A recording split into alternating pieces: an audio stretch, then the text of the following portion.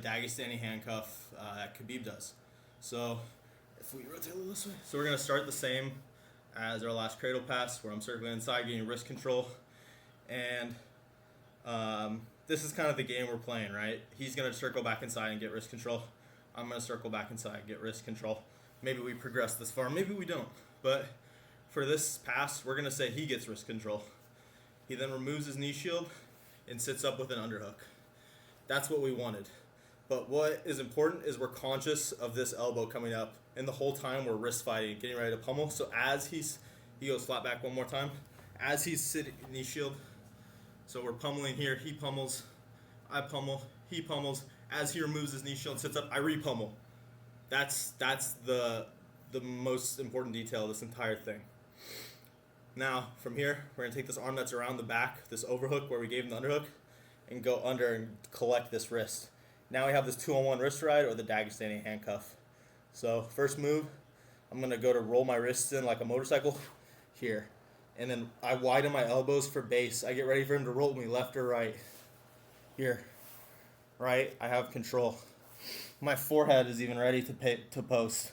But for the most part, you want to be on his arm, flat on the mat, kind of on his side. I'm sorry, his side flat on the mat. Again, elbows wide to post. And then if we rotate this way,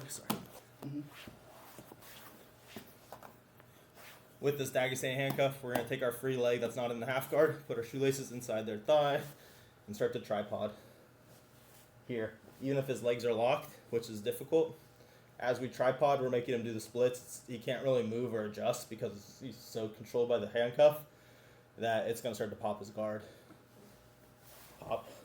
And then from here, you can slide into mount. You can slide into side control. It's all good. But because he still has this underhook, we're going to use this for a triangle setup. There's so much control here that really you're not in a rush. But if we rotate this way, you can see he has this underhook.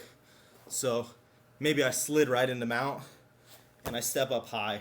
So now if he tries to remove this underhook, it's trapped, or at least difficult.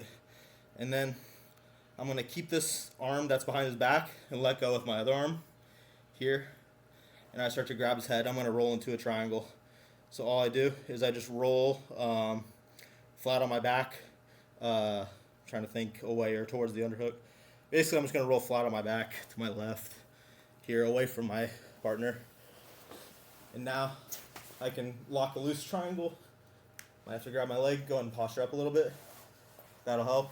And then from here, you got to create an angle. So maybe we unlock our loose triangle, post on the hip, start to square up, look in the ear. We got our hamstring to neck connection. Again, we're just locking and trying to look in that ear. I'm looking at the garage door as I clamp everything down.